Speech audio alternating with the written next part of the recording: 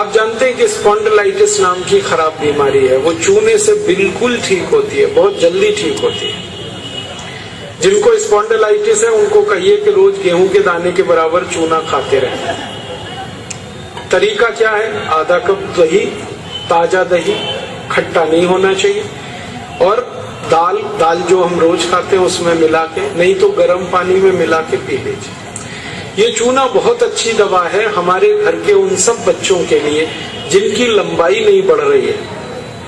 अगर ऐसे बच्चे आपके घर में हैं जिनके बारे में आपको लगता है कि लंबाई नहीं बढ़ रही है, इनको नियमित चूना खिला दीजिए, गेहूं के दाने के बराबर, साल भर खिला दीजिए, लंबाई बहुत बढ़ी। जो घर में ऐसे बच्चे हैं जिनकी बुद्धि कम है, मतिमंद बच्चे जिनको हम कहते हैं, मेंटली रिटार्डेड, उन सब बच्चों की सबसे अच्छी दवा ये चूना। 2-3 साल लगातार खिलाइए, गेहूं के दाने के बराबर, दही में नहीं तो पानी में, नहीं तो दाल में।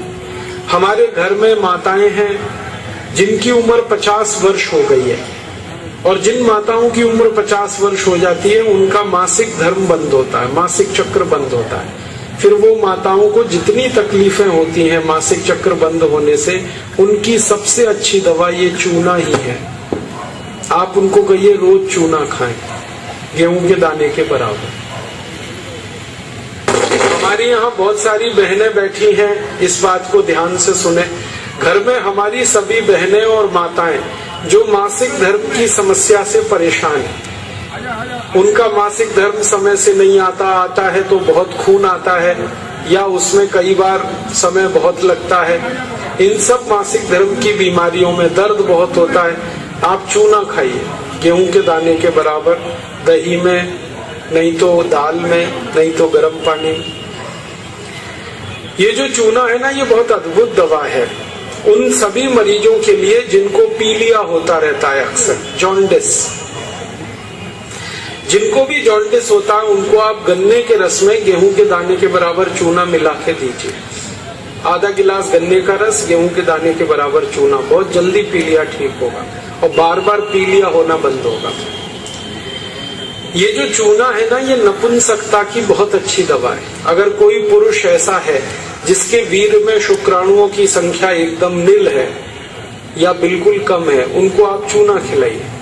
2-3 साल चूना दीजिए उनको गन्ने के रस में, वीर्य में शुक्राणुओं की संख्या बढ़ेगी। ऐसी कई माताएं जिनके शरीर में अंडे नहीं बनते, ओव्यूलेशन का उनका गड़बड़ी है, उनको आप चूना खिलाइए, बहुत जल्दी उनकी बीमारी ठीक हो। ये जो चूना है ना, आपके रीढ़ की हड्डी में कहीं कोई तकलीफ आ जाए, जैसे कई बार रीढ़ की हड्डी का जो लंबर रीजन है इसमें गैप आ जाता है, L1, L2, L3, L4 के बीच में गैप आ जाता है, इसको ठीक करने की ताकत चूने में ही है। चूना खाइए। कभी हड्डी क्रैक हो जाए तो हड्डी को जोड़ने की सबसे ज्यादा ताकत चूने में, चूना खाइए। एड़ी की दर्द है, पैर की एड़ी का दर्द है, चूना खाइए, ठीक होगा। पंजों में दर्द है, चूना खाइए, ठीक होगा। आपके दांत में अक्सर ठंडा गर्म पानी लगता है तो आप चूना खा लीजिए, बिल्कुल ठीक हो जाए। दांत में कीड़े बहुत लगते हैं, चूना खाइए, नहीं लगेंगे। दांत हिलते हैं, कमजोर हैं, चूना खाइए, मजबूत हो जाए। ये एक चूना 70 बीमारियों में काम आता है, 70। और ये ईश्वर ने हमें सबसे ज्यादा दिया है, 70 बीमारियों में काम आता है। आप कभी भी इसको याद रखिए।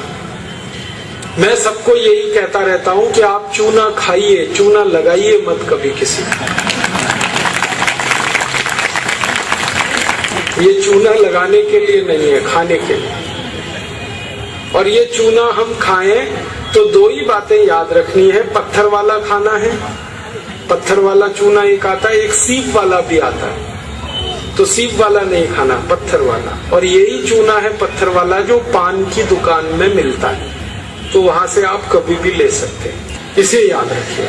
बस एक ही व्यक्ति चूना ना खाए, एक सावधानी है इसमें। जिनको पथरी की बीमारी है, जिनको गॉल ब्लैडर स्टोन है, वो चूना ना खाएं। जिनको किडनी स्टोन है वो चूना ना खाएं। जिनको मूत्रपिंड में पत्थर है वो चूना ना खाएं, बाकी सब खाएं।